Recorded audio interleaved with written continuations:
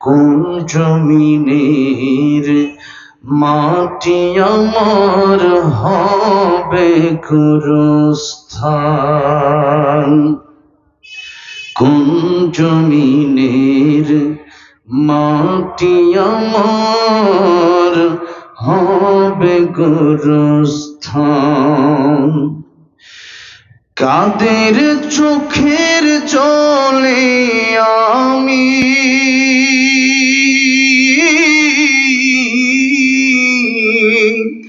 কাদের চোখের জলে আমি পাব পরিত্রাণ?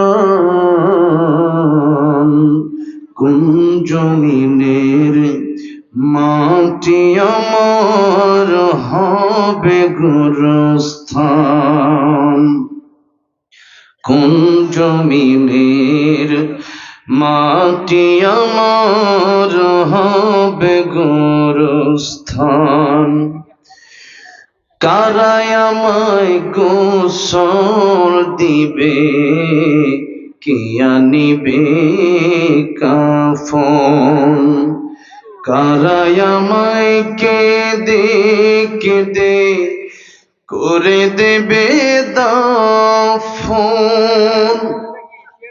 কারাই আমায় গোসল দিবে, কে আনিবে কাফন? কারাই আমায় কেঁদে কেঁদে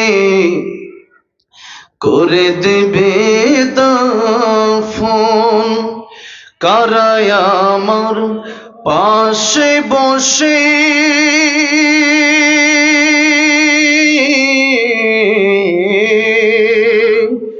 কারাই আমার পাশে বসে শোনাবে কোরআন? কোন জমিনে মাটি আমার হবে গোরস্থান? কোন জমিনে মাটি আমার হবে গোরস্থান? কাদের চোখের জলে আমি পাব পরিত্রাণ? কোন জমিনের মাটি আমার হবে গোরস্থান? কোন জমিনের মাটি আমার হবে গোরস্থান? সিরাজগঞ্জ, রায়গঞ্জ, নওপা রহমানিয়া দারুস সুন্নাহ কওমিয়া হাফিজিয়া মাদ্রাসা ও কবরস্থান উন্নয়ন কল্পে 29তম আজিমুসান ওয়াজ মাহফিলের সম্মানিত শ্রদ্ধাভাজন সভাপতি জনাব মোহাম্মদ আলী হায়দার আব্বাসী সাহেব, অত্র মাদ্রাসার সম্মানিত চান্দাইকোনা ব্যারিস্টার বাড়ি মাদ্রাসার সম্মানিত সভাপতি, আল্লাহ নেক হায়াত দারাজ করেন, বলেন আমিন।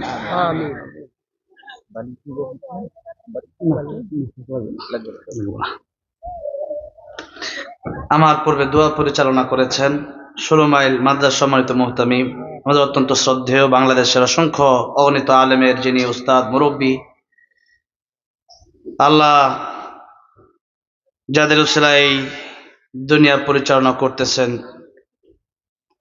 অসংখ্য অগণিত আলেমদের মাথার মুকুট আল্লাহ হযরত মাওলানা মোহাম্মদ ইসমাইল হোসেন সাহেব, আল্লাহ হুজুরের হায়াত বাড়িয়ে দিন।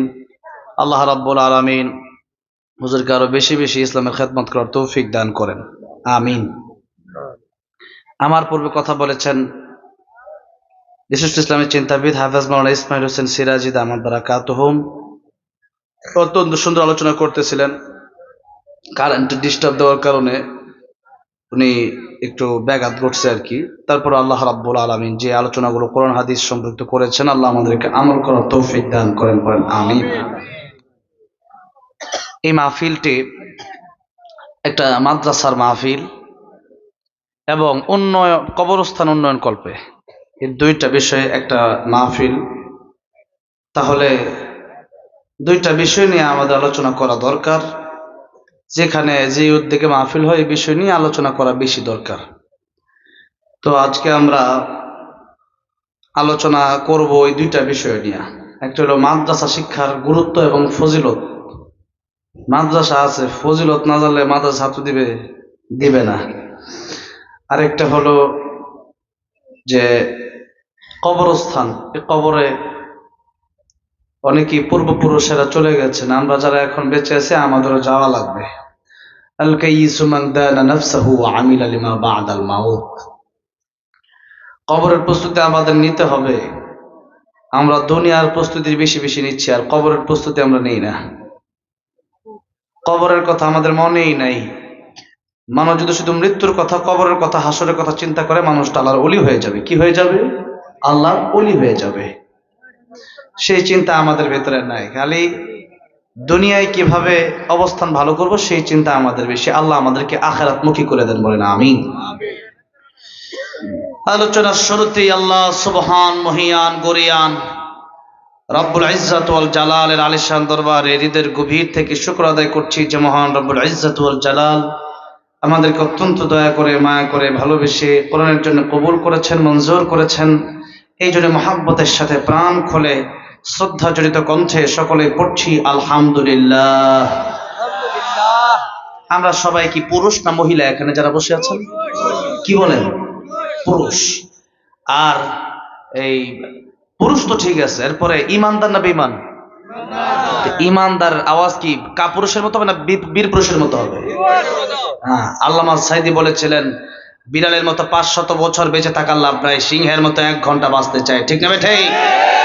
সেভাবে আমরা কথা বলবো। আমাদের কোনো ভয় নাই, আমাদের কোনো চিন্তা নাই। আল্লাহ বলেছেন, ওয়ালা তাহিনু ওয়ালা তাহজানু ওয়া আনতুমুল আ'লাউনা ইন কুনতুম মুমিনিন। মুমিন যদি হতে পারো, ইমানদার যদি হতে পারো, তোমার কোনো চিন্তা নাই, তোমার কোনো ভয় নাই, তোমার কোনো পেরেশানি নাই। কার কথা? জোরে বলেন, কার কথা? আজকে এখানে আমরা সবাই ইমানদার, সবাই মুসলমান, কিন্তু আমরা এখন মানুষকে যত বেশি ভয় পাই, আল্লাহকে তত বেশি ভয় আমরা পাই না। ইব্রাহিম আলাইহিস সালামকে আগুনের ভিতরে যখন নমরুদ ফেলে দেবে, জিবরাইল আলাইহিস সালাম আসলেন, বললেন, পয়গম্বর ইব্রাহিম খলিলুল্লাহ, আপনি আমারে বলেন, আপনারে আমি জিবরাইল আগুন থেকে বাঁচিয়ে দেব। ইব্রাহিম খলিলুল্লাহ ডেকে বললেন, ও জিবরাইল আমিন, আমার আল্লাহ কি অন্ধ? আমার আল্লাহ কি আমারে দেখে না? আমার আল্লাহ যদি আমারে দেখে, আর আমি তো ইমানদার, আমার আল্লাহ রব্বুল আমিন যদি আমারে দেখে, আর এই আগুনের ভিতরে আমি ইব্রাহিম যদি পড়ে যাই, আমার আল্লাহর খুশির জন্য আমি ইব্রাহিম 1 বার 2 বার নয়, 1000 বার আমি আগুনের ভিতরে জ্বলতে রাজি আছি। আল্লাহ বললেন, জিবরাইল, আমার ইব্রাহিম, আমার খলিলুল্লাহ, আমার পয়গম্বর আমার ইমানের পরীক্ষায় পাশ করে ফেলেছে, তুমি চলে আসো। আমার ইব্রাহিমের জন্য আমি আল্লাহ রাব্বুল আলামিন নিজেই যথেষ্ট। আল্লাহ রাব্বুল আলামিন বললেন, ইয়া নারু কুনি বারদান ওয়া সালামান আলা ইব্রাহিম। এজন্য আমার আল্লাহ ইব্রাহিম আলাইহিস সালামের সাহায্যকারী হয়ে গেলেন। আল্লাহ বলেন, আগুন তুমি আরামদায়ক হয়ে যাও। 40টা দিন সে আগুনের ভিতরে পয়গম্বর ইব্রাহিম ছিলেন। 40 দিনের ভিতরে এত শান্তি তিনি পেলেন, এই পৃথিবী থেকে বিদায় নেওয়ার পূর্বে যখন মানুষের সাথে তিনি গল্প করতেন, তখন বলতেন, দুনিয়ার মানুষেরা শোনো, আমি ইব্রাহিম আগুনের ভিতরে 1টা 2টা দিন নয়, 40টা দিন আগুনের ভিতরে ছিলাম। ওই 40 দিন আমি পৃথিবীর কত জায়গায় গেলাম, কত জায়গা দেখলাম, কিন্তু আমি ইব্রাহিম আগুনের ভিতরে যত শান্তি পেয়েছি, এমন শান্তি পৃথিবীর কোন জায়গায় আর আমি পাই নাই। আল্লাহু আকবার। যে আল্লাহ রাব্বুল আলামিন ইব্রাহিম আলাইহিস সালামের জন্য আগুনকে ফুলের বাগান বানায় দিতে পারলেন, সেই আল্লাহ রাব্বুল আলামিন আজও আছে না নাই? যে আল্লাহ রাব্বুল আলামিন ইব্রাহিম আলাইহিস সালামের আগুনকে ফুলের বাগিচা বানায় দিলেন সে আল্লাহ রাব্বুল আলামিন আজও আমাদের জন্য আগুনকে ফুলের বাগান বানাতে পারে কি পারে না? এই জন্য কবি বলেছেন যে নামে ইব্রাহিমের আগুন হলো পানি, ডাকার মতো ডাকলে আজও সাড়া দেবেন তিনি রে মন, সাড়া দেবেন তিনি। ও মধুর নামটি মিটায় হতাশার জানা, গলেতে পড়ো ও নামের মালা, ও নামের তুলনা হবে না, হবে না, তুলনা নাই নাই নাই, তুলনা নাই নাই নাই। এসো না আল্লাহর নামে গান গাই, এসো না মন প্রাণ জোড়াই, এসো না মন প্রাণ জোড়াই। আল্লাহ আকবার বলেন, আল্লাহ আকবার, আল্লাহ আকবার বলেন, আল্লাহ আকবার। জবান ছেড়ে দিয়ে আল্লাহ আকবার বলেন, আল্লাহ আকবার, আল্লাহ আকবার বলেন। ও মধুর নামটি নিলে হৃদয় হাসে, ও মধুর নামে সুখ নেমে আসে, ও নামের তুলনা মিলে না, মিলে না, ও নামের তুলনা মিলে না, মিলে না, তুলনা নাই নাই নাই, তুলনা নাই নাই নাই। এসো না আল্লাহর নামে গান গাই, এসো না মন প্রাণ জোড়াই, এসো না মন প্রাণ জোড়াই। জবান ছেড়ে দিয়ে আল্লাহ আকবার বলেন, আল্লাহ আকবার, আল্লাহ আকবার বলেন, আল্লাহ আকবার, আল্লাহ আকবার বলেন, আল্লাহ আকবার, আল্লাহ আকবার বলেন। এই আওয়াজে হবে না মুসলমান। আজকে মুসলমান নামাজে নাই, আজকে মুসলমান তাদের জবান দিয়ে কি বের হয়? আল্লাহর জিকির বের হয় না। যার কারণে মাহফিলে এসেছেন, এই মাহফিলে বসে কত মানুষ জবান খুলতেছে, আল্লাহর নাম নিচ্ছে, আর আমার আল্লাহ রাব্বুল আলামিন আপনাকে জবান দিল, এরপরেও আপনি আল্লাহর নাম নেন না। বুঝতে হবে আপনার ভিতরটা শক্ত হয়ে গেছে, কলব শক্ত হয়ে গেছে। গুনাহ করতে করতে জিহ্বা ভারী হয়ে গেছে, গুনাহ করতে করতে অন্তর কালো হয়ে গেছে।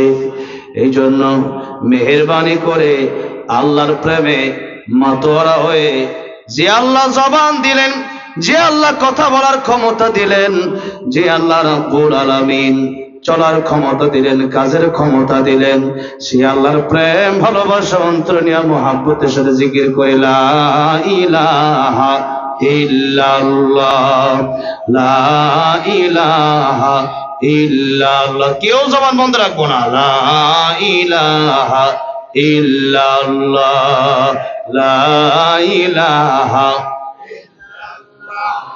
লা ইলাহা ইল্লাল্লাহ, লা ইলাহা ইল্লাল্লাহ মুহাম্মাদুর রাসূলুল্লাহ। জোরে সোরে পড়েন সাল্লাল্লাহু আলাইহি ওয়াসাল্লাম।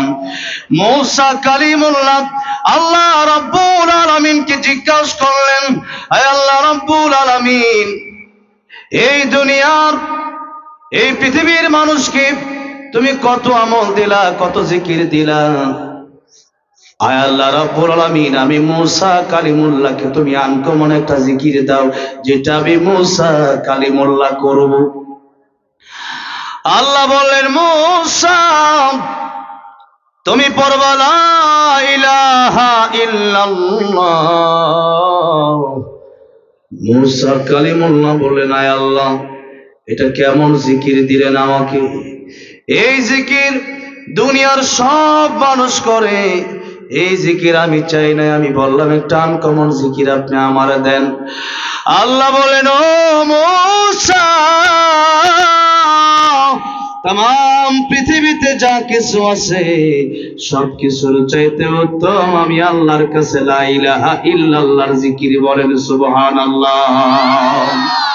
এই জন্য মুসলমান কেউ জবান বন্ধ রাখবেন না, জবান ছেড়ে দিয়ে একটু জিকির করে লা ইলাহা ইল্লাল্লাহ, লা ইলাহা ইল্লাল্লাহ, সুবহানাল্লাহ, আলহামদুলিল্লাহ, লা ইলাহা ইল্লাল্লাহ, লা ইলাহা ইল্লাল্লাহ, লা ইলাহা ইল্লাল্লাহ, মুহাম্মাদুর রাসূলুল্লাহ সাল্লাল্লাহু আলাইহি ওয়াসাল্লাম। রাস্তাঘাটে যখন চলেন একজন আরেকজনের সাথে কথা বলেন, গীবত করেন, অনেক সময় আজে বাজে আলাপ করেন, বাসে বসে থাকেন, মোবাইল টিপেন, এগুলো না করে দিনের নবী রাহমাতুল লিল আলামিন বলেছেন, আমার সাহাবীরা, আমার উম্মতেরা, তোমরা যদি একবার সুবহানাল্লাহ আলহামদুলিল্লাহ বলো, আমার আল্লাহ রাব্বুল আলামিন তাম পৃথিবীতে যত জায়গা ফাঁকা আছে সমস্ত ফাঁকা জায়গাগুলা তোমার জন্য সওয়াব দিয়া ভরপুর করে দিবে। এরপর সুবহানাল্লাহ বলবেন না, সুবহানাল্লাহ বলেন। মিজানের পাল্লায় কিয়ামতের কঠিন ময়দানে সপ্তম আকাশ সপ্তম জমিন যদি সেই মিজানের পাল্লায় রাখা হয়, মিজানের পাল্লা নড়ে না। আর সুবহানাল্লাহ যদি একবার রাখা হয়, মিজানের পাল্লায় আর ধরে না। আল্লাহু আকবার, জোরে কোন সুবহানাল্লাহ, পড়েন আলহামদুলিল্লাহ, পড়েন আল্লাহু আকবার, পড়েন লা ইলাহা ইল্লাল্লাহ মুহাম্মাদুর রাসূলুল্লাহ সাল্লাল্লাহু আলাইহি ওয়াসাল্লাম।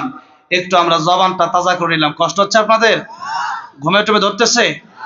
অনেক আগে ওঠার কথা ছিল, আমি একটা মাহফিল করি, তারপরেও একবার কারেন্ট যায় আর একবার যাই, অনেক কাজ করে অনেক দেরি হয়ে গেল। লম্বা চড়ার সময় আমি কথা বলি না, তারপরেও ঘন্টাখানিক সময় দেওয়া যাবে তো ইনশাল্লাহ? আল্লাহ কবুল করেন, বলেন আমিন। ঘন্টাখানিক সময় কথা বলবো, ধৈর্য যেন না হারাই, সেমন তেমন বেশিও বলবো না, কমও বলবো না। আপনারা বললেও আমি বলবো না, না বললেও বলবো না। আল্লাহ রাব্বুল আলামিন আজকের এই মাহফিল কবুল করেন। আজকের এই মাহফিল যারা আয়োজন করলেন, আসলেন, বসলেন, কাল কিয়ামতের ময়দানে এই মাহফিল নাজাতের ওসিলা বানায় দেন, বলেন আমিন। বলেছিলাম মাদ্রাসা শিক্ষার গুরুত্ব এবং ফজিলত নিয়ে কথা বলবো, তাই আগে এটা বলি, মাঝখানে কিছু আমরা কবর নিয়ে, পরকাল নিয়ে কিছু কথা আমরা বলবো ইনশাল্লাহ। পরকালের প্রস্তুতি আমাদের নিতে হবে, কারণ সেই পরকালের হায়াত শুরু আছে, শেষ নাই। আর এই দুনিয়ার যে কোনো সময় নাই, ঠিক না ঠিক বলেন? আমি ওয়াজ করতেছি, এই ওয়াজের ভিতরে আমি নাই হয়ে যেতে পারি, ঠিক না ঠিক বলেন? আর আপনার ওয়াজ শুনতেছেন, ওয়াজ শুনতে শুনতে নাই হয়ে যেতে পারেন, যেরকম, ঠিক না ঠিক? 1 মিনিটের নাই ভরসা, 1 মিনিটের নাই ভরসা। জীবনের কোনো গ্যারান্টি আছে? জীবন আছে? জীবনের কোনো গ্যারান্টি নাই। তাই আসুন আমরা দুনিয়ার রং তামাশা, দুনিয়ার সমস্ত চিন্তা ভাবনা বাদ দিয়া একটু কোরআনের তাফসিরে ঢুকবো। আমরা একটু মাদ্রাসা শিক্ষার ফজিলত, কোরআন শিখলে কি লাভ আর কোরআন না শিখলে কি ক্ষতি, তা জানা দরকার আছে না এগুলো? অবশ্যই। হ্যাঁ, না জানলে মাদ্রাসায় তো নিজে অনেকে কোরআন শিখেন নাই, সন্তানগুলোকে কোরআন শিক্ষা করতে দিচ্ছেন না। কেন? যে মাদ্রাসা শিক্ষা মানে ইমামতি ছাড়া কোনো গতি নাই। আরে মাদ্রাসা শিক্ষা হচ্ছে জান্নাত পর্যন্ত যে শিক্ষার কারণে যাওয়া যায়, ঠিক না ঠিক বলেন? মাদ্রাসা শিক্ষা হচ্ছে বৈজ্ঞানিকরা দুনিয়ার শিক্ষা অর্জন করে চাঁদের দেশে যায়, কত দেশে যায়। আর এই শিক্ষা, মাদ্রাসা শিক্ষা অর্জন করে এই বান্দা যাবে আমার আল্লাহর সাথে আরশে আজিম পর্যন্ত সাক্ষাৎ করবে। আল্লাহু আকবার। এই বান্দা যাবে জান্নাত পর্যন্ত। কোন পর্যন্ত? জান্নাতে যেতে চান তো নাকি যাবেন না? কিয়ামতের ময়দানে দল হবে 2টা। কয়টা? জরুন কয়টা? ফারিকুন ফিল জান্নাতি ওয়া ফারিকুন ফিস সাঈদ। একটা হবে জান্নাতি আর একটা জাহান্নামী। এই 2 দল ছাড়া কোনো দল হবে না। আমরা যেতে চাই কোথায়? কোথায় যাব বলেন? জান্নাত। আমি আসার আগে আমাকে অনেক বড় একজন আলেম আমার সাথে বসা ছিলেন, তো আমার বলছে, হুজুর হুজুররা যে আসে ওয়াজ করে খালি 5 আগস্ট নিয়ে কথা কয়। আমি বলি, ঠিক আছে কবই না যা, আজকে শুধু সুবহানাল্লাহ আলহামদুলিল্লাহ লা ইলাহা ইল্লাল্লাহ কোরআন শরীফ শিখলে কি লাভ, কবরে গেলে কি লাভ, তাই আমলের ওয়াজ করা দরকার আছে না নাই বলেন? তাই হুজুরে বলছেন তাই করবো ইনশাল্লাহ। আমিও বলি না যে গতকাল মাহফিল ছিল একটা 2-3 কিলো কয়েক কিলোমিটার পর্যন্ত মানুষ, হ্যাঁ, তো এরকম কয়েক কিলোমিটার পর্যন্ত আমার গাজীপুরের মানুষ সেই মাহফিলে, তো সেখানে কথা বলছে, সেখানে আমিও বলছি, কারণ জালেম স্বৈরাচারী খুনি হাসিনা দেশ থেকে বিদায় হয়েছে, আমরা একটা মুক্তি হয়েছে নাকি বলেন? আগামীতে যেন এর কোনো খুনি না বাংলাদেশে না আসতে পারে, ঠিক আছে ঠিক? যারা ইসলাম মানবে তাদের হাতে আমরা বাংলাদেশ দিতে চাই, কোন নাস্তিক বেঈমানের হাতে আমরা বাংলাদেশ দিতে চাই না, ঠিক আছে ঠিক? তাই হবে। কোরআন শরীফ মানবে না, লাথি মেরে এদেরকে বাংলাদেশ থেকে সরাই দিতে হবে, ঠিক আছে ঠিক? এদের কোনো জায়গা বাংলার জমিনে হবে না। কিসের জায়গা? এখনো কয়েকটা উপদেষ্টা লাথি মেরে থেকে সরাই দেওয়া দরকার। এগুলা এগুলা কুত্তার চেয়ে খারাপ, বামপন্থী উপদেষ্টা এগুলা। সবগুলোরে বলছি না, কিছু উপদেষ্টা বামপন্থী, তারা সিনেমা নিয়ে মাদ্রাসা বিরোধী, এরা আছে অপকর্ম এবং সমকামিতাকে তারা এজেন্ট করতেছে, বাস্তবায়ন করতেছে দেশে। এদের লাথি মেরে সরাই দেওয়ার দরকার আছে নাই? ডক্টর সাহেব যদি সরাই দেন নাহলে বাংলাদেশে অন্ধকার আসবে, শুধু শান্তি আসবে না। আগামীতেও যারা যাবে, আমাদেরকে ওই দিনাজপুর গেছে হুজুর কি বলে এটাকে, ওই ওয়াজ করেন না, কি ওয়াজ রাজনীতি। আর বেটা রাজনীতি আমি করবো না কেন? আমার নবী রাজনীতি করে নাই, আবু বকর রাজনীতি করে নাই, ওমর করে নাই, ওসমান করে নাই, তা আমি কেন করব না? এক ভণ্ড তাহেরি, ওইটার সিরাজগঞ্জে ঢুকতে দিবেন না। ভণ্ড কোহলির সাথে তার খুব বড় সম্পর্ক, ওলিও পালাইছে ওইটাও পালাইছে, ঠিক না ঠিক? ওইটা ধরতে গেছে পুলিশ, ওটা বিল দিয়া পালাইছে। ও পালাইছে ইন্ডিয়া তার ওলি, আর ও পালাইছে ওই কি দিয়া বিল দিয়া। এগুলোর সিরাজগঞ্জে ঢুকতে না পারে। ভণ্ডগুলা কোরআন শরীফ শুদ্ধ করে পড়তে পারে না, ওয়াজ করতে আসছে, গাড়ি আটকে দিবেন ওদের। এই ভণ্ডগুলা যখন সিরাজগঞ্জের মাটিতে ভণ্ডদের জায়গা হবে না। একমাত্র হাক্কানি আলেমরা সিরাজগঞ্জের মাটিতে কথা বলবে। এই ভূমি পবিত্র ভূমি, আমরা কোনো ভণ্ডের কোনো শিরিক পদার্থ অপবিত্র করতে পারবো না। ওই ভণ্ড একদিন বলল যে ইসলামের সাথে তরবারির কোনো সম্পর্ক নাই, তা আমার নবীর হাতে তরবারি ছিল না? তুই তো সিন্নি খুব, তুই বুঝবি কি? হ্যাঁ, নবী সুন্নত শুধু মিষ্টি খাওয়ার নাম না, সুন্নত উহুদের ময়দানে গিয়ে পাথর খাওয়ার নাম সুন্নত। 27টা যুদ্ধে নবী নিজে অংশগ্রহণ করেছেন, তো আমি অংশগ্রহণ করে তুমি আমারে জঙ্গি বলবো মানে? হ্যাঁ, 16 বছর 5-8 দিন বাংলাদেশে শেষ হয়ে গেছে। আমার ভাইরা, বলতে হবে, সবই বলতে হবে, মিঠাও বলতে হবে আর শক্তটাও বলতে হবে। সুন্নাত নয় শুধু দাওয়াতের মেহমান, সুন্নত পাথর খাওয়ার নাম, ঠিক তবে ঠিক বলেন? এই জন্য সুন্নত মানতে হলে ওই অর্ধেকটা সুন্নত আমরা মানি না। অর্ধেক ওযু করলে কি ওযু হবে? বাথরুমে গিয়ে কি অর্ধেক করে আসে? খানা খাইতে গিয়ে অর্ধেক খাই বের হয়ে যায়? এরপরে ল্যাপ নিলে কি অর্ধেক না পুরোটা নেন? সব জায়গায় পুরোটা সুন্নত মানবো, পুরোটা। যেরকম ঠিক না ঠিক? খালি মসজিদের আনকিলাজাত রহমতুল্লাহ বলেছিলেন, মসজিদের কোণে বসে জিকির যত করই কষে, এভাবে যায় না পাওয়া আল্লাহকে। এতক্ষণ জিকির ওয়াজ করছি, এবার গরম হবে, রাজি আছেন না? মসজিদের কোণে বসে জিকির যত করই কষে, এভাবে যায় না পাওয়া আল্লাহকে, এভাবে যায় না পাওয়া আল্লাহকে। কি হবে বেঁচে থেকে অযথা বিদ্যা শিখে, যদি না গড়তে পারে শোষণবিহীন সমাজটাকে? কি হবে বেঁচে থেকে, কি হবে বেঁচে থেকে, ঠিক না ঠিক? এই জন্য আমরা বাঁচবো, শুধু মসজিদের মাদ্রাসার ভিতরে কোরআন আমরা ঢোকাতে চাই না, আমরা রাষ্ট্রে, আমরা সংসদে কোরআন ঢোকাতে চাই, ঠিক না ঠিক? আমরা সংসদ পর্যন্ত কোরআন নিতে চাই, কারণ সংসদে কোরআন না নিলে চুরির বিচার হবে না। তো দেশে চুরি ডাকাতি কম হচ্ছে? যেগুলো চুরি ডাকাতি করে হাত কেটে দেওয়ার দরকার আছে না নাই? কোরআনে আইন আছে না নাই? আস-সারিকু ওয়াস-সারিকাতু ফাকতাউ আইদিয়াহুমা। একদিন চুরির বিচার করেন, স্বৈরাচাররা জনগণের কোটি কোটি টাকা নিয়ে ইন্ডিয়া পালাতে পারবে না। রাজি আছেন কারা? তো হাত দেখতে চাই। আল্লাহু আকবার, আল্লাহু আকবার।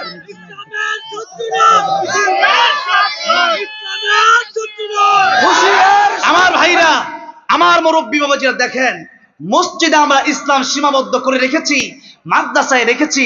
তাই মসজিদে যখন ইমাম সাহেব মাগরিবের নামাজ 3 রাকাত, দ্বিতীয় রাকাতে যখন বসতে না গিয়ে যখন উঠে পড়লো, তখন আপনি বললেন আল্লাহু আকবার, মানে লুকমা দিলেন। তা ইমাম সাহেব ভুল করলে মুসল্লিরা কি লুকমা দেওয়ার যোগ্যতা রাখে না? রাখি কি রাখে না বলেন? তখন ইমাম সাহেব বসে পড়লো, ঠিক না ঠিক? এখন জজ, যে ব্যক্তি জজ, সে হচ্ছে বিচারপতি, সে এখন বিচার করবে। এখন বিচার করার সময় যেহেতু রাষ্ট্রে কোরআনের বিচার হচ্ছে না, তাই তিনি বললেন চুরি করেছে জেলে দাও। জেলে যাওয়ার পরে আমরা অনেক সময় দেখছি চোর ডাকাত হয়ে বের হয়ে আসে, ঠিক না? এরকম হয় কি না হয় না? হয়। আর এই দেশে আমরা বিগত দিনগুলোতে দেখেছি আলেমদের শাস্তি, এই দেশে চোরের শাস্তি হচ্ছে সবচেয়ে কম, আর যারা চোরের বিরুদ্ধে বলছে আল্লামা সাঈদী আর আল্লামা মামুনুল হকের শাস্তি হচ্ছে সবচেয়ে বেশি। কেন? যে চোরের বিরুদ্ধে কথা বললে তারা চুরি করতে পারবে না, রোডের জায়গায় বাস দিতে পারবে না, জনগণের ত্রাণের টাকা বাইরে খাইতে পারবো না, চাউলের টাকা খেতে পারবো না, তেল নিয়ে খাটের নিচে পড়তে পারবো না। আমরা এইগুলা চুরি আর দেখতে চাই না বাংলাদেশে। যে চুরি করবে বায়তুল মোকাররমের সামনে মিডিয়া নিয়ে এরপর তার হাত কেটে দেন, একদিন হাত কাটেন, দেখবেন বাংলাদেশে কোরআন আইন আসে, শান্তি আসে কি আসে না। পরের দিন চুরি বন্ধ হবে, যেরকম ঠিক না ঠিক? চোর চুরি করছে 50 লাখ টাকা, এবারে জেলে 3 দিন পরে দেখা যায় চোর বাইরে ঘুরে। এবার ওপেন ডাকাতি করে, অভাব নাই। কেন? কোরআনের আইন নাই। কোরআনের আইন চালু করেন। জজকে যখন বলছে যে জজ সাহেব আপনি জেল না দিয়ে হাত কাটেন, তখন বলে জঙ্গিবাদী আইছে। আমি আল্লাহর কোরআনের কথা বললে আমি জঙ্গিবাদী হয়ে যাই। তার মানে রাষ্ট্রে ইসলামটাকে আমরা এখনো ঠিক করতে পারি নাই, সংসদে আমরা ইসলামটাকে এখনো ঢুকাতে পারি নাই। তাই আমরা নিয়ত করব, আল্লাহর কোরআন যেমন মসজিদে আছে, যেমন মাদ্রাসায় আছে, এই মসজিদ মাদ্রাসার ভিতরে আল্লাহর কোরআন আমরা সীমাবদ্ধ রাখবো না।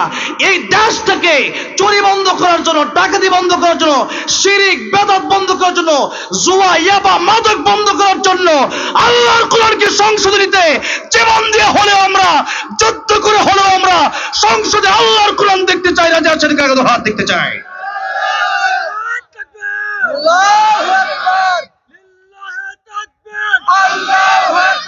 আল্লাহ কবুল করেন। একটু হাতটা নামান। আলহামদুলিল্লাহ, আলহামদুলিল্লাহ, অনেক খুশি হলাম। তবে কথা হচ্ছে মাঝে মাঝে একটু গরম হবে, কারণ ইসলাম শুধু নরমের নাম না, মিষ্টি খাওয়ার নাম না, তরবারির নামও। মিঠা মিষ্টি থেকে একটু তরবারির দিকেও মাঝে মধ্যে যাবো। রাগ করবেন নাকি? যে রাগ করবেন সে ওই গ্রুপের লোক, যেরকম ঠিক না বেঠি? ওই গ্রুপের লোক, তাহলে আস্তে করে উঠে চলে যান। আপনি কি ওয়াজ আমি শোনাবো এজন্যে? হ্যাঁ, তা তো শোনাবই, আগে কথা বলি না, আগে বলেনি, সবই বলতে হবে। এই মিষ্টি খাওয়ার তো কথা বললাম, জিকিরের ফজিলত বললাম না, এখন তরবারির ফজিলতটা একটু বলিনি। একটা কথা বলি, আপনারা অনেক সময় রাগ করেন যে হুজুর এগুলা কি ওয়াজ করেন। আমাদেরকে অনেকে বলতো যে হুজুর সব করবেন, জিহাদ করবেন। আমি বললাম জিহাদ করবেন না কেন? কোরআন শরীফে জিহাদের আয়াত নাই? অসংখ্য কোরআন শরীফে আয়াত আছে। এখন আপনার জিহাদ কেন? জিহাদ কি মানুষকে মারার জন্য নাকি? কেন? ইসলাম রক্ষার জন্য। যেমন সাদ বাহিনী, সে বলছে মাদ্রাসায় জাকাত দিবা না, জাকাত দিলে নাকি মাদ্রাসা জাকাত আদায় হবে। নাউজুবিল্লাহ বলেন। মাদ্রাসার আলেম থেকে নাকি বেশ্যা নারী আগে জান্নাতে যাবে। নাউজুবিল্লাহ বলেন। এরকম ভণ্ডকে কি আমরা বাংলাদেশে ঢুকতে দেবো? এগুলা কথা বলা দরকার আছে না?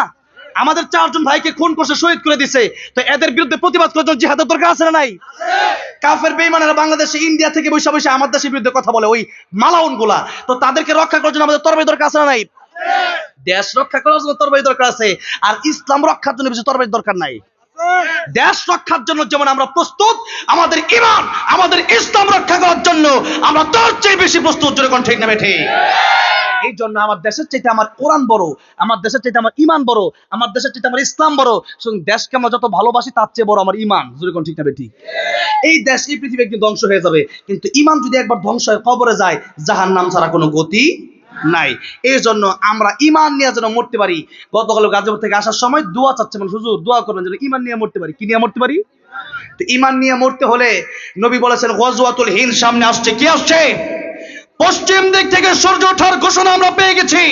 কিয়ামতের আলামত হচ্ছে পশ্চিম দিকে সূর্য উঠবে, আর সেই নিউজ ইতিমধ্যে চলে আসছে।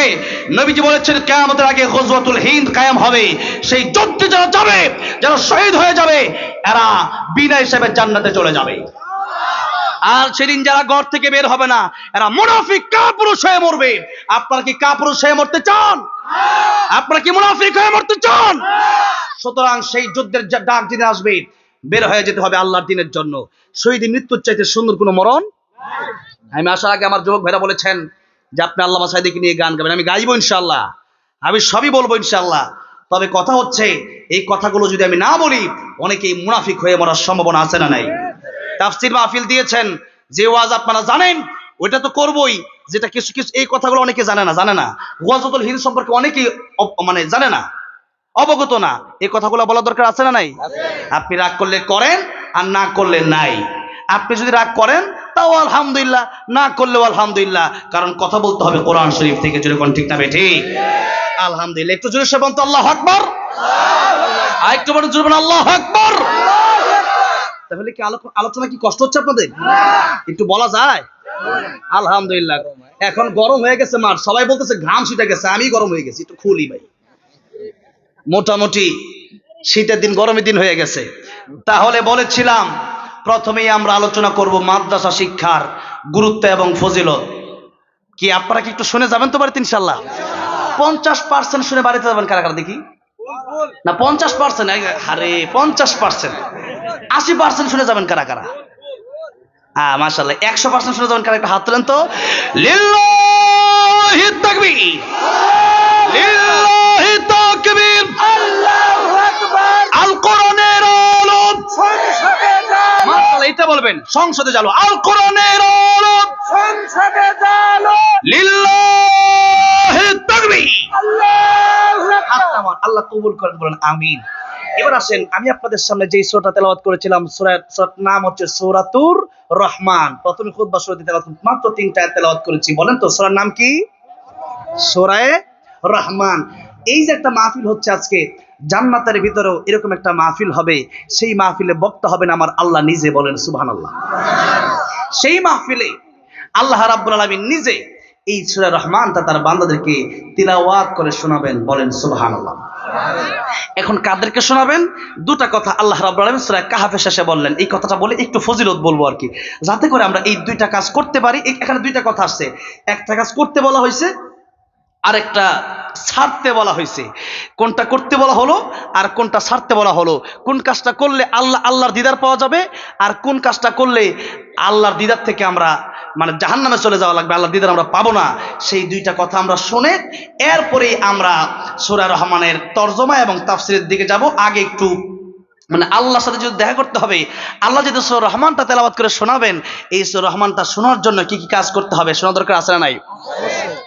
আল্লাহ রাব্বুল আলামিন বলছেন, ফামান কানা ইয়ারজু লিকা রাব্বিহি ফালইআমাল আমালান সালিহান ওয়া লা ইউশরিক বিইবাদাতি রাব্বিহি আহাদা। আল্লাহ বলছেন, এক নম্বর যেটা তোমরা করবা সেটা হচ্ছে তোমরা নেক আমল করবা। কি করবা? নেক আমলের ভিতর নামাজ নাই। তাহলে কি ফজর সময় নামাজ পড়া দরকার আছে না নাই? আপনি যদি বলেন যে আমি নামাজ পড়বো না, মানে আল্লাহর ক্ষতি হয়ে যাবে। আর আপনি যদি পড়েন আল্লাহর অনেক লাভ হয়ে যাবে। তাহলে আপনি পড়লে আপনার লাভ হবে, আপনি জান্নাতে থাকবেন, মিনিমাম 70টা হুর পাবেন। সুবহানাল্লাহ কোন 70 গজ কাপড় পরবে, এরপরে তার ভিতরে আপনার কতটুকু ভালোবাসা সেটা দেখা যাবে। সুবহানাল্লাহ কোন। আর দুনিয়ার মানুষ তোমার ঘরে আইসা ভুল করছে জীবনে, ঠিক না বে ঠিক? ও মা বোনেরা আসছে নাকি আজকে মাহফিলে আশেপাশে? দুইটা মা বোনেরা শোনেন, দুইটা কারণে নবী বলেছেন মা বোনেরা জাহান্নামে যাবে। কয়টা কারণে? দুইটা কারণে। একটা হচ্ছে স্বামীর মানে স্বামীকে কষ্ট দেওয়ার কারণে, আরেকটা হচ্ছে গীবত করার কারণে। বলেন কয়টা কারণে? একটা হলো স্বামীকে কষ্ট দেওয়ার কারণে, আরেকটা হলো গীবত করার কারণে। গীবত মানে আপনি অপরের সমালোচনা করবেন তার বিরুদ্ধে, একজনের অগোচরে তার বদনাম বলেন, এটাকে বলা হয় গীবত। এটা কি বলা হয়? গীবত। সে দুষ্টা করলে এটাই গীবত হবে, সে যদি দুষ্টা করে না থাকে এটার নাম হবে তুহমত, এটার নাম হবে অপবাদ। তাহলে এই দুইটা করার কারণে ক্ষতিটা কি হবে একটু আগে বলে দেই। সূরা হুজুরাত আল্লাহ রাব্বুল আলামিন বললেন, ওয়ালা ইয়াগতাব বা'দুকুম বা'দা আইয়ুহিব্বু আহাদুকুম আন ইয়াকুলা লাহমা আখিহি মাইতান ফাকারিহতুমু। আল্লাহ বলেন তোমরা গীবত করবে না। যদি তোমরা গীবত করো, আমি আল্লাহ রাব্বুল আমিন ঘোষণা দিলাম, আইয়ুহিব্বু আহাদুকুম, তোমরা কেউ কেমনটা পছন্দ করো যে আইয়াকুলা লাহমা আখিহি মাইতান ফাকারিহতুমু, তোমরা একজন অপর ভাইয়ের মৃত গোশত কাঁচা গোশত খাবা। মৃত ভাইয়ের কাঁচা গোশত খাওয়া এটা কি ভালো? এটা মরা মানুষের গোশত জীবনে আমরা খাইছি? এটা কি কেউ খাবে? আমরা যদি কই যে আপনারা 50 টাকা দিমু একটা মরা মানুষের গোশত আইনা আপনারা খাওয়ামু, আপনি খাবেন? খাবে না। ও মানুষ যদি হয়ে থাকে মানুষ, তাহলে খাবে না। আর ওর ভিতরে যদি মানুষ সব ও খাইতে পারে 50,000 টাকার লোভে। কিন্তু আল্লাহ বলেন আইয়ুহিব্বু আহাদুকুম, তোমাদের মধ্যে কি হবে না, আইয়ুহিব্বু হুব্বুন, তুমি কি পছন্দ করো যে আইয়াকুলা লাহমা আখিহি, তোমাদের ভাইয়ের গোশত খাবা, তো কেমন মাইতান ফাকারি, তোমাদের মৃত ভাইয়ের কাঁচা গোশত তোমরা কাইটা খাবা, এটা কি তোমরা পছন্দ করো? আপনারা কি বলবেন? আপনারা কি বলবেন? না। আল্লাহ রাব্বুল আলামিন বলেন মৃত ভাইয়ের কাঁচা গোশত খাওয়া যেমন তোমরা পছন্দ করো না, এমনি ভাবে গীবতটাও তোমরা পছন্দ করবা না।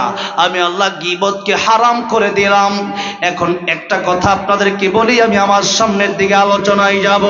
ইমাম সুফিয়ান সাউরি রাহমাতুল্লাহি আলাইহি তিনি একদিন তার খাদেমকে ডেকে বললেন, খাদেম শোনো, এই যে তোমার কিছু টাকা পয়সা আমি দিলাম, এই টাকা পয়সা গোলা নিয়া ওই লোককে দিয়ে আসবা যেই লোক আমার বিরুদ্ধে গীবত করে, আমার বিরুদ্ধে বদনাম বলে।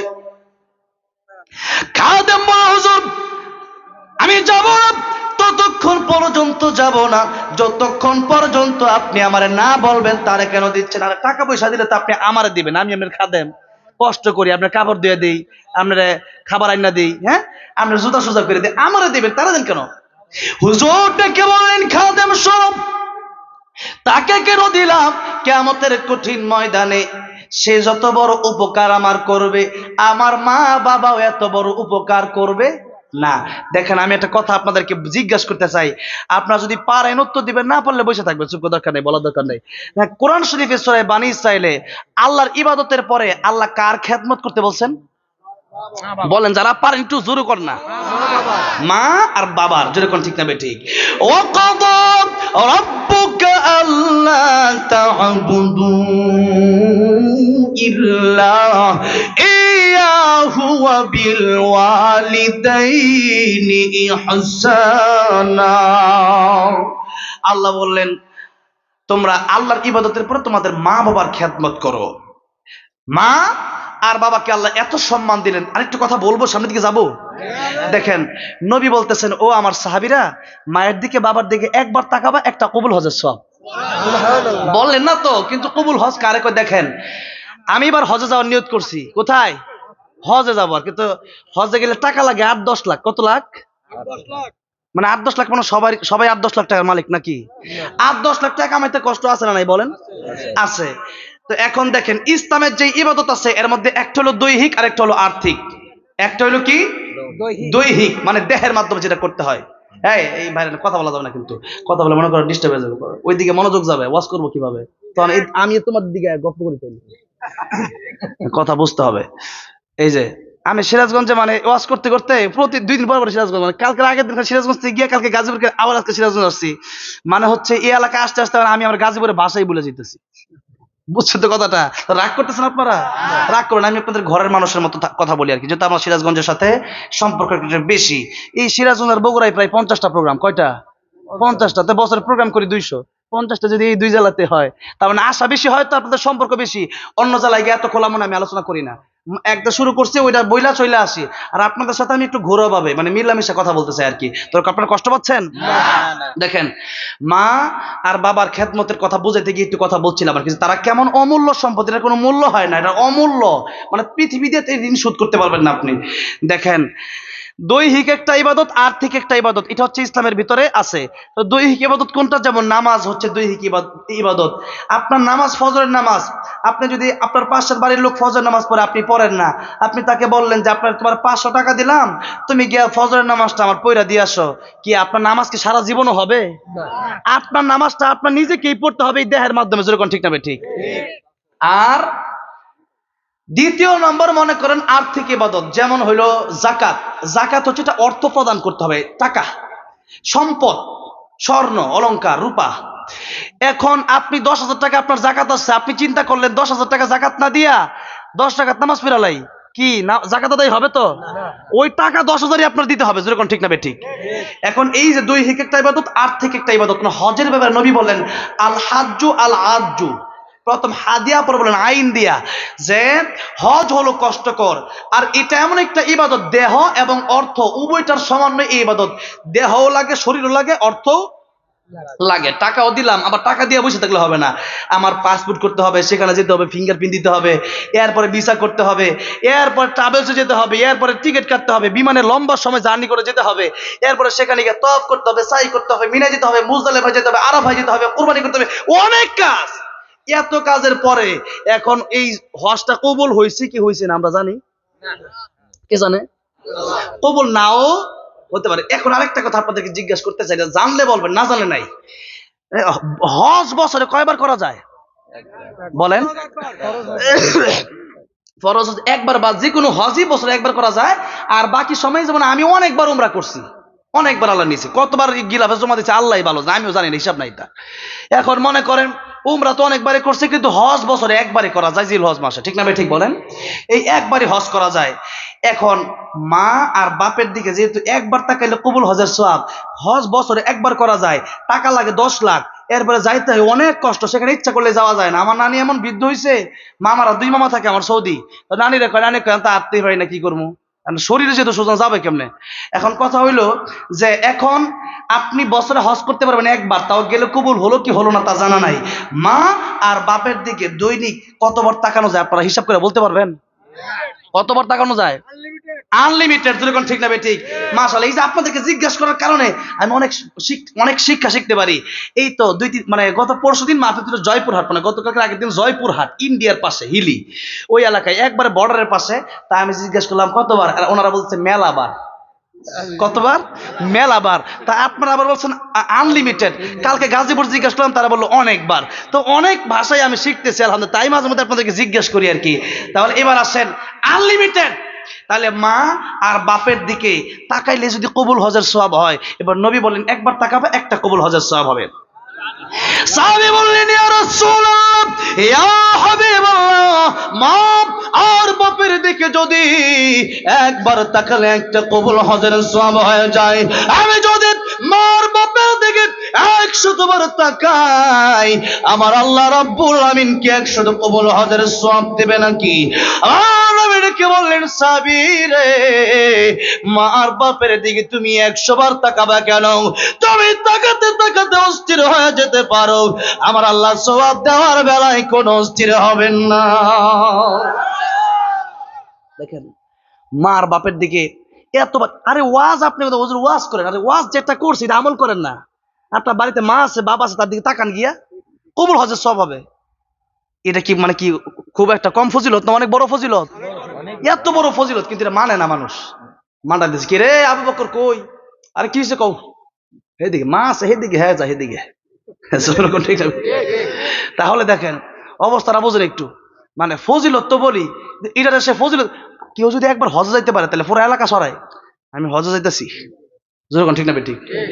দোয়া হজ যাইতেছি, দোয়া কইরো কিন্তু, বুঝছো নি? আর কইও, জানাই দিও আব্দুল্লাহ রে, কইয়া দিও যে আমি হজ করবো যাইতেছি, বুঝছো না? আর অবস্থাটা বোঝেন। আর বেটা মা আর বাপের দিকে তাকাইলে দৈনিক 1000 বার তাকাইলে 1000 কবুল হজের সব, ওটা তো কও লাগে না, ওইটা জীবনে কও না, মা ডাক দে ওইদিকে, হ্যাঁ যাও এদিকে, যেরকম, ঠিক না ঠিক? তাহলে বলেন তো, এই যে একটা ওয়াজ শুনলেন যে মা আর বাপের দিকে তাকাইলে কবুল হজের সব, তো তাকাবেন তো? এখন তাকাবো না মানে এমনি চায় রইলেন, এটা কি হইলো? এটা তা ইটার নাম না। সিস্টেম হইলো যে মা আর বাপ কেমনে খুশি হয় সেভাবে তাকাবেন। মা আর বাপ কেমনে খুশি হতে চাচ্ছে, যেরকম, ঠিক না ঠিক, ওইভাবে তাকাবেন। আর মা আর বাবা যদি কষ্ট পেয়ে যায়, তাহলে বিপদটা কোন জায়গায় একটু শোনেন, বলবো কি? অনেক কথাই বলতে মন চাচ্ছে, সময় যদি দেন। আমার দাওয়াত দিচ্ছে ওই যে সৈকত ভাই, আমার বলছে ভাই সময় কিন্তু 1.5 ঘন্টা। আমি বলছি কথা বললে কিন্তু কমে যাবে, আর আপনি বলবেন আমার মন মতো করতে দেন, দেখবেন কয় ঘন্টা যা হিসাব নাই, যেরকম, ঠিক না ঠিক? তো চালাবো ইনশাল্লাহ, বলা যাবে একটু। আল্লাহু আকবার বলেন। দেখেন আমার নবী যে রাস্তা দিয়ে হেঁটে যাচ্ছেন, একদিন তাকা দেখলেন একটা কবরে আযাব হয়। আমার নবীজি হাতটা উঠে দোয়া করলেন, আয় আল্লাহ রাব্বুল আলামিন, এই কবরের আযাব মাফ করে দাও, আমিন রহমাতুল লিল আলামিন। নবী কি রহমাতুল লিল আলামিন। আল্লাহ রাব্বুল আলামিন বলেছেন আলহামদুলিল্লাহি রাব্বিল আলামিন। আর নবীর ব্যাপারে কি বলেছেন? ওমা আরসালনাকা ইল্লা রাহমাতাল লিল আলামিন। রাহমাতুল লিল আলামিন নবী, রাহমাতুল লিল আলামিন নবী, কুরআনে প্রমাণ। আশিক বিনে কে বুঝিবে আমার দয়ার নবীর শান। খারাপ লাগতেছে? নবীর প্রেমে একটু বলা যাবে না আমার সাথে? বলেন না, রাহমাতুল লিল আলামিন নবী, রাহমাতুল লিল নবী, কুরআনে প্রমাণ। আশিক বিনে কে বুঝিবে আমার দয়ার নবীর শান। বলেন, আশিক বিনে কে বুঝিবে আমার নবী আমার মদিনারে বলবো আমার আল্লাহ ভালোবেসে নামটি দিলেন হাবিবে রাসূল। আল্লাহু আকবার। ওই নবীকে ভুল বুঝিলে, ওই নবীকে ভুল বুঝিলে থাকবে না ঈমান। আশিক বিনে কে বুঝিবে আমার দয়ার নবীর শান। আশিক বিনে কে বুঝিবে আমার দয়ার নবীর শান। রাহমাতুল লিল আলামিন নবী, বলেন রাহমাতুল লিল আলামিন নবী, কুরআনে প্রমাণ। আশিক বিনে কে বুঝিবে আমার দয়ার নবীর শান। বলেন না, আশিক বিনে কে বুঝিবে আমার দয়ার নবীর শান। কষ্ট হচ্ছে আপনাদের? দেখেন, আজকে অনেকের মা নাই, অনেকের বাবা নাই। কার কারণে একটা হাত ধরেন তো, মা অথবা বাপ নাই? অনেক মানুষ, এই যে আমার পাশে সভাপতি সাহেব, বাবা নাই, একটু হাত নামান। মা আর বাবা নাই। আজকে এই মাহফিলটা কবরস্থানের উন্নয়ন করবে, কবরস্থানের উদ্যোগেই বলা যায়, মাদ্রাসার সাথে। তো আজকে একটু মায়ের জন্য, বাপের জন্য একটু দোয়া করে যেতে রাজি আছেন না আপনারা সবাই? শোনেন, আজকে যদি আপনি চিন্তা করেন যাই একটু শুনে বের হয়ে যাব, তাহলে এক সময় আজকে আপনি আছেন বেঁচে, 2 দিন পরে নাও থাকতে পারেন, আপনার সন্তান মাহফিলে আসবে, আপনাকেও ফাঁকি দিয়ে চলে যাবে। যেরকম ঠিক না ঠিক? এই জন্য আজকে একসাথে মায়ের নামে, বাপের নামে, যার দাদা নাই, দাদি নাই, নানি নাই, আদর করতে, আপনাদের কত ভালোবাসতো, তাদের জন্য একটু মোনাজাত করে শেষ মুহূর্তে নিজের জন্য একটু তওবা করে একসাথে বাড়িতে যেতে রাজি আছেন না ইনশাআল্লাহ? লিল্লাহি তাকবীর, লিল্লাহি তাকবীর। আমার নবীজি রাস্তা দিয়ে হাঁটতেছেন, তাকে দেখতেছেন কবরে আযাব হয়। আমরা তো কবরে আযাব দেখি না, দেখি না? নবীর আল্লাহ সেই পাওয়ার দিছে কিনা? নবীজি দেখতে পারতেন। আমার নবীজি বলেন, আমার মনে চায় আমার উম্মতের জন্য আমি দোয়া করি, যেন আমার উম্মতের আমার আল্লাহ রাব্বুল আলামিন কবরের আযাব দেখায় দেন। কিন্তু আমি নবী কেন দোয়া করি না জানো? আমি নবী দোয়া করি না এই জন্য, কারণ হলো মানুষ যদি কবরে আযাব দেখে, তাহলে তার বাপের লাশ নিয়ে মানুষ কবরে যাবে না, তার মায়ের লাশ নিয়ে মানুষ কবরে যাবে না, মানুষ তার ভাইয়ের লাশ নিয়ে কবরে যাবে না, মানুষ তার বোনের লাশ নিয়ে কবরে যাবে না। কবরের আযাব কত কঠিন, এই চিন্তা যদি মানুষ করে, এই কবরের আযাব যদি একবার মানুষ দেখে, মানুষ খাওয়া দাওয়া মানুষের বন্ধ হয়ে যাবে, মানুষের রিজিক অন্বেষণ করা, চাকরি করা, খেতে কাজ করা, দোকানদারি করা সব বন্ধ হয়ে যাবে, দুনিয়ার শৃঙ্খলা আর ঠিক থাকবে না। এই জন্যই বলে আমি তোমরা কবর আযাব দেখবা, আমি চাই, কিন্তু তোমরা কবর আযাব দেখলে পরে দুনিয়ার শৃঙ্খলা ঠিক থাকবে না। বাপের লাশ যেমন সেমনি রেখে দেবা, কবরে যাবো না, ডরে যে আমার বাপের কবর দিলে কি আযাব জানি হয়। এই আযাব যদি দেখতো মানুষ, তার কবর নিয়ে যেত, অনেকেই তো লাশ রেখে দিত, যেরকম ঠিক না ঠিক? আমার ভাইরা, আমার মুরব্বী বাবাজিরা, আল্লাহ তাআলা আমার নবীকে সেই কবরের আযাবটা দেখাইছেন, দেখেন নাই? দেখেছে অসংখ্য ঘটনা।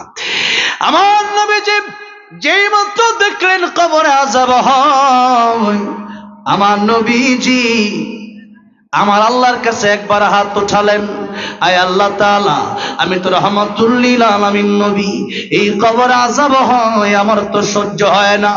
আয় আল্লাহ রাব্বুল আলামিন, কবর আযাব কি মাফ করে দেওয়া যায় না? আয় আল্লাহ, মেহেরবানি করে কবর আযাব তুমি মাফ করে দাও। সাহাবীরা বললেন আমিন। নবী তাকায় দেখতেছেন কবর আযাব মাফ হয় না। নবীর হাতের দাম আছে না নাই? নবী দোয়া করছে, কিন্তু কবর আযাব কি হয় না? মাফ হয় না। আমার নবীজি দ্বিতীয়বার আবার হাতটা উঠায়া আল্লাহর কাছে মোনাজাত করলেন, আয় আল্লাহ রাব্বুল আলামিন, এই কবরের আযাব তুমি মাফ করে দাও। সাহাবায়ে কেরাম রাদিয়াল্লাহু আনহুম আজমাইন বললেন আমিন। এবার নবী তাকায় দেখতেছেন কবরের আযাব মাফ হয় না। নবী তৃতীয়বার হাত তুললেন, হাতটা তুলে নবী আবার দোয়া করলেন, আয় আল্লাহ রাব্বুল আলামিন, এই কবরের আযাব তুমি মাফ করে দাও। কিন্তু এখনো কবরের আযাব মাফ হয় না। আমার নবী ডাকতে বলেন, আল্লাহ রাব্বুল আলামিন, কবরের আযাব কেন মাফ হয় না? তিনবার আমি রহমাতুল লিল আলামিন নবী দোয়া করলাম, এরপরও কেন কবরের আযাব মাফ হয় না? আমার কে বলেন, বন্ধু আমার, হাবিব আমার, কিয়ামত পর্যন্ত আপনি দোয়া করলেও কবরের আযাব মাফ হবে না। আমার নবী ডেকে বলেন, আয় আল্লাহ রাব্বুল আলামিন, কিয়ামত পর্যন্ত কবরের আযাব আমি দোয়া করলে কেন মাফ হবে না, বিষয়টা আমি কি জানতে পারি? আল্লাহ বলেন, জিবরাইল তুমি বলে দাও, এই হকটা আমি আল্লাহর সাথে সম্পর্ক না, তার কবর আযাব হয় এই জন্য কারণ তার মাকে সে কষ্ট দিয়েছে, তার মা যতক্ষণ পর্যন্ত তার মাফ না করবে এই কবরের আযাব আমি আল্লাহ মাফ করব না। আমার আল্লাহ ডেকে বললেন, ও সাবিরা, তার মাকে আমার সামনে আসতে বলো, এই কবরের পাশে আসতে বলো। তার মা যেই মুহূর্তে কবরের পাশে আসলেন, আমার নবী ডেকে বললেন, ও মহিলা, এই কবরটা কার, তুমি কি চিনো নাকি? মহিলা ডেকে বলল, ইয়া রাসূলুল্লাহ, ইয়া হাবিবাল্লাহ, এই কবরটা আমার সন্তানের কবর। নবী আমার ডেকে বলেন, মহিলা, এই কবরটা যদি তোমার সন্তানের কবর হয়, তুমি কি চাও তোমার সন্তানের কবরে আযাব হয়? ও মহিলা, তুমি যতক্ষণ পর্যন্ত মাফ না করবা এই কবর আযাব বন্ধ হবে না। ও মহিলা, তুমি কি তোমার সন্তানকে মাফ করে দিতে পারো না? মহিলা ডেকে বলল, ইয়া রাসূলুল্লাহ, ইয়া হাবিবাল্লাহ, এই কবর আযাব হলে হোক, আমার সন্তান হতে পারে, তাই কি হয়েছে, আমি মা, তারে আমি মাফ করব না। আমার নবী কষ্ট পেয়ে গেলেন, মহিলা কেন মাফ করবা না? মহিলাকে বলে, ইয়া রাসূলুল্লাহ, ইয়া হাবিবাল্লাহ, স্ত্রীর কথা শুনে আমার কি রকম মানসিক অত্যাচার করেছে, কি রকম ভাবে আমার পিটাইছে, এখনো সেই মায়ের, এখনো সেই বাড়ির দাগগুলো এখনো পিঠে আছে। ইয়া রাসূলুল্লাহ, ইয়া হাবিবাল্লাহ, আমি তারে মাফ করব না।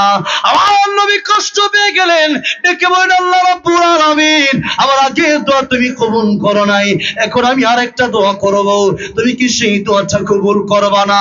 আয় আল্লাহ রাব্বুল আলামিন, তার মা আজকে তারা মাফ করে না। আয় আল্লাহ, আমার যেমন তুমি কবর আযাব দেখাইলা, তার মাকে তুমি কি একটু কবর আযাব দেখাতে পারো না? আয় আল্লাহ, তুমি ইচ্ছা করলে তো পারো। আমার আল্লাহ ডেকে বলেন, বন্ধু আমার, হাবিব আমার, আগের দোয়াটা যদিও কবুল করি নাই, কারণ হকটা আমার সাথে সম্পৃক্ত না, হকটা তার মায়ের সাথে সম্পৃক্ত, কিন্তু এখন দোয়াটা আমি আল্লাহ রাব্বুল আলামিন কবুল করে নিলাম। বিনিময়ে তার মাকে আমি ওই পাওয়ার দিয়ে দিলাম, কবরের আযাব দেখার মতো ক্ষমতা আমি আল্লাহ তার মাকে দিয়ে দিলাম। জোরে বলেন আল্লাহু আকবার। এবার মহিলা তাকে দেখলো, যেই মাত্র কবরে আযাব হয়, একটা চিৎকার দিয়ে বলে, ইয়া রাসূলুল্লাহ, ইয়া হাবিবাল্লাহ, কবর আযাব বুঝি এত কঠিন? ইয়া রাসূলুল্লাহ, বুঝতে পারি নাই। ইয়া রাসূলুল্লাহ, কবর আযাব বুঝি এত কঠিন? ইয়া রাসূলুল্লাহ, ইয়া হাবিবাল্লাহ, এই কবরে আযাব হয় আমি তো সইতে পারলাম না, দেখি আমার সন্তান কেমনে সহ্য করতেছে। ইয়া রাসূলুল্লাহ, এই মুহূর্তে আমার সন্তানের সমস্ত দেওয়া কষ্ট আমি মা হইয়া তারে মাফ করে দিলাম। যেই মাত্র মা মাফ করে দিছে, আমি তাকে দেখতেছি, যে মুহূর্তে মা মাফ করলো, এমন সময় নবী তাকে দেখতেছেন, সাথে সাথে কবরটা জান্নাতের বাগান হয়ে গেছে। দেখেন, একটু চিন্তা করে, একটু লক্ষ্য করে দেখেন, মা আর বাবা অথবা মানুষের হক বলেন না কেন, রিকশাওয়ালাকে থাপ্পড় দিছেন, কুলিওয়ালাকে থাপ্পড় দিছেন, কৃষি মানুষ, তার সাথে আপনি খারাপ ব্যবহার করছেন। আল্লাহ বলেন, বান্দারে, আমি আল্লাহ রাব্বুল আমিন তোর জীবনের গুনাহ আমার সাথে সম্পৃক্ত হয়ে থাকলে মাফ করে দিতে পারি, কিন্তু বান্দার হক যদি মেরে খাও, কোন বন্দাকে যদি কষ্ট দিয়ে থাকো বিনা কারণে, তার কাছ থেকে মাফ না নিলে আমি আল্লাহ রাব্বুল আলামিন মাফ করব না। ও মুসলমান, এখন দেখা যায় যার টাকা পয়সা বেশি, যে ব্যক্তি ধনী মানুষ, যার ক্ষমতা বেশি, গরিব মানুষকে অনেক সময় দেখা যায় ক্ষমতার দাপটে থাপ্পড় দেয়, বড় বড় বকা দেয়, এমন লোক আছে না নাই? তার কাছ থেকে আপনি যদি মাফ নিতে না পারেন, খোদার কসম করে বলছি, আপনাকে আমার আল্লাহ মাফ করবে না। এই জন্য যদি মানুষকে কষ্ট দিয়ে থাকেন, মানুষের হক যদি মেরে খেয়ে থাকেন, ওই মানুষের কাছে মাফ চাওয়ার দরকার আছে না নাই? কবে? এখন সুযোগ পেলে, এখন কষ্ট দিয়েছেন, মাহফিল থেকে উঠে মাফ চেয়ে নেবেন, রাজি আছেন না নাই? টাকা পাইলে টাকাটা পরিশোধ করে দিবেন। আমার ভাইরা, আমার মুরব্বী বাবাজিরা, বলতেছিলাম মার বাবার কথা, যে মা আর বাবাকে কষ্ট দেওয়ার কারণে কবর আযাব চলতেছিল। এই জন্য নবী বলেন, তিন ব্যক্তি দোয়া আল্লাহ অথবা বদদোয়া আল্লাহ খালি ফিরিয়ে দেয় না। এক নম্বরে মা বাবা। এক নম্বরে কি? মা বাবা। মা বাবা। আপনি নামাজ পড়তে পড়তে কপাল কালো করে ফেলছেন, মা বাবারে কষ্ট দিচ্ছেন, আমার আল্লাহ মাফ করবে না। এই জন্য মা বাবাকে খুশি রাখার দরকার আছে না নাই? তাহলে এত ফজিলত মা বাবার কথা এতক্ষণ বললাম। এবার ইমাম সুফিয়ান সাওরি রহমতুল্লাহ, মনে আছে কথাটা, গীবতের কথা? তার খাদেমকে টাকা পয়সা দিয়ে কি বললো, যে কিয়ামতের ময়দানে ওই ব্যক্তিকে আমি টাকা পয়সা দিলাম, ওই ব্যক্তিকে আমি হাদিয়া দিলাম। কেন?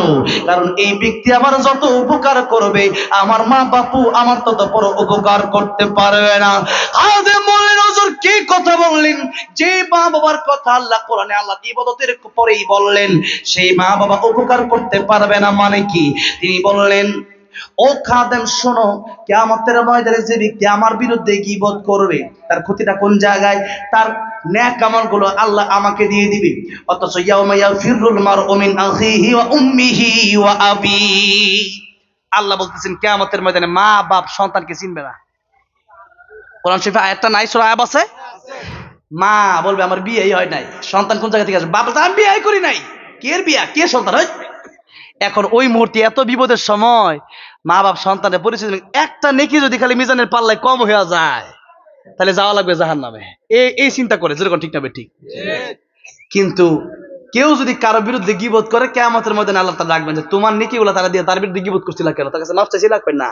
এখন এই বিচার হবে এখানে, তার সম্মান নষ্ট করছো কেন? এখন দুইটা ক্ষতি নবী বললেন, একটা হলো তোমার নেক আমল তাকে দিয়ে দেওয়া হবে, আর তার গুনাহগুলো তোমার দিয়ে দেওয়া হবে। বিনিময় তুমি যাবা জাহান্নামে গীবত করার কারণে। যার বিরুদ্ধে গীবত করলা সে যাবে জান্নাতে। যেরকম সুবহানাল্লাহ, জান্নাতে যদি যাইতে পারি গীবত করার কারণে, আর মা বাবা সেদিন একটা উপকার করবে না, তাহলে সেই গীবত যে করছে এটা চা খাওয়ানোর দরকার আছে না নাই? আর চা না খালি বিরিয়ানি খাওয়া দরকার, বিরিয়ানি খাওয়া দরকার, বিরিয়ানি খাওয়ানো দরকার, যেরকম ঠিক না বেঠি? ডাব খাওয়ানো দরকার, আরে 500 টাকা 1000 টাকা হাদিয়া দরকার। তোর কারণে কেমন হবে আমি বাচ্চা যাবো, ঠিক না বেঠি? তোর নেক আমল আমার দেওয়া লাগবো। আর এখন হুজুরের তো নেক আমলই নাই, আল্লাহর নেক আমল না থাকলে তার গুনাহ নিয়ে তুমি জাহান্নামে যাও, আমি আল্লাহর পক্ষ থেকে নেকি দিয়ে দিলাম। তাহলে গীবত যদি কেউ যদি করে, শুনছেন যে আমার বিরুদ্ধে একজন বদনাম কইছে, এরে গিয়ে আপনি কইবেন দোস্ত আসা খাই, তুই আমার সবচেয়ে বড় দোস্ত। যেরকম ঠিক না বেঠি? চা যদি না খাইতে চায়, 5টার একটা কয়েন অর্পণ করে দিয়ে আইবেন, তুই খাইস, জনমের খাওয়া খা, বুঝবে কিয়ামতের ময়দানে। যেরকম ঠিক না বেঠি? এখন যদি ওয়াজ শোনার পরে যদি কেউ গীবত করে, ওর ভিতরে তো মনুষ্যত্বই নাই, তাহলে যেরকম ঠিক না বেঠি? এখন তাহলে কি গীবত করবেন না ছাড়বেন? ছাড়বো। হ্যাঁ, ছেড়ে দিতে হবে। আল্লাহ তৌফিক দান করুন, আমিন। আরে নবী বলছেন, আল কাইসু মান দানা নাফসাহু, তুমি তোমার নিয়ে চিন্তা করো। আরে আমার কবরে তো আমি যাব, আপনি যাবেন না। আপনার কবরে আমি যাব না, তা আমার চিন্তা আপনার নিয়ে আমি এত চিন্তা করার টাইম কই? আমি খাই আমার টাকা দিয়ে, চিন্তা আপনার নিয়ে ব্যস্ত হয়ে পড়ে রয়েছি আমি। আহা মুসলমান, আজকে শুধু ওইটা করছে ওইটা করলো কেন, মাইন্ডটা চিন্তা করতে করতে আজকে দেশটা শেষ। চার দোকানে বইলেই হ্যাঁ খারাপ, আব্দুল আজিজ খারাপ, আব্দুল গফুর খারাপ, আব্দুর রহমান খারাপ, আব্দুল্লাহ খারাপ, মানে নাম ধীরে ধীরে গিবত করতেছে, যেরকম ঠিক না ঠিক। হ্যাঁ মেয়েটা বেশি একটা সুবিধার না, মানে কাইলা বিয়ে দিছে অমুক জায়গা, খালি একটার একটা দোষ আছে, যেরকম ঠিক না বেঠে। এই কারণে কিয়ামতের ময়দানে আপনি জাহান্নামে যাবেন, আর যার বিরুদ্ধে গিবত করলেন সে যাবে জান্নাতে। সে দোষী হয়েছে এরপরে সে জান্নাতে যাবে, আর আপনি তার বিরুদ্ধে যে দোষটা করছে এটা বলার কারণে আপনি জাহান্নামে যাবেন। কথাটা বুঝে আসছে? আমার ভাইরা, আমার মনে হচ্ছে ওয়াজ যদি না বোঝে তাহলে ওয়াজ করার দরকার নাই, ওয়াজ শুনে আমার করার দরকার আছে না নাই? গত বছর আসছিল কে? রুহুল আমিন যুক্তিবাদী সাহেব, মুরব্বী বক্তা, আর আমি হলাম যুবক বক্তা, আমি হলাম মানে বাচ্চা মানুষ, আর আমার দাদা উনি, ঠিক না ভাই? ঠিক। তা উনি আসছে, উনি কতক্ষণ সময় দিতে জানি না, তবে আজকে মনে হয় আপনাদের একটু কষ্ট হয়ে যাচ্ছে, একটু ক্লান্তি চলে আসতেছে। হ্যাঁ ওরে মাশাআল্লাহ, তাহলে মানে ঠিক আছেন, যেরকম আল্লাহু আকবার। আল্লাহ আকবার যদি শয়তান কাছে আসতে চায় আর কি, আল্লাহ আকবার দেন আবার দূরে জায়গা, যেরকম ঠিক না ভাই? ঠিক। তাহলে আমার ভাইরা, আমার মুরব্বি বাজার, গীবত আমরা ছেড়ে দিব, বলি ইনশাআল্লাহ, জোরে বলি ইনশাআল্লাহ। এবার আসেন যেই কথা বলছিলাম, নেক আমল, নেক আমল যদি করেন আর যদি গীবত থাকে, তাহলে মনে করেন ডুলি আছে না, মাছ ধরে, এখন মাছ ধরার ডুলির মধ্যে আপনি সারাদিন মাছ ধরলেন, ডোলার তলা নাই, কি নাই? তলা নাই। এখন ডুলি উড়াইয়া বাইজে দিতেছেন, বাইজে দেন কিন্তু মাছ নাই, কারণ তলা না থাকলে মাছ যতই বড় মাছ থাকবে, মাছ তো তলাতে পড়ে যাবে, যেরকম ঠিক না ভাই? ঠিক। ঠিক তেমনি আপনি আমল করলেন, ফজরের নামাজটা পড়ছেন, নামাজ পড়ে রাখো, কালকে যে ঘটনাটা করছে শুনছস কি হইছে? ওই যে এই কি জানি কয়, আব্দুল জলিল, এই লোকটা তো মনে কর যে কালকে হের মায়েরা বিয়ে দিছে, ঠিক করে নাই, এবার যে কামটা করছে, এই যে কথাটা বলছেন, শেষ ফজর নামাজ শেষ, ফজর নামাজ আর আছে নাই, ফজর নামাজ হেল হয়ে গেছে আপনারটা, ঠিক না ভাই? ঠিক। যার কারণে আমল যদি করেন, এই তলা যদি খালি থাকে, তলা যদি না থাকে, তা আমল কিন্তু সব ওই দিক দিয়ে যাবে গা। এই জন্য তলা ঠিক রাখতে হবে। কি ঠিক রাখতে হবে? তলা ঠিক রাখতে হবে। এই নেক আমলের কথা। এরপরে আল্লাহ বলতেছেন একটা নেক আমল, নেক আমল মানে কোরআন শরীফে যা আছে, আমার নবীর আদর্শে যা আছে তাই করতে হবে, তার বাহিরে করা যাবে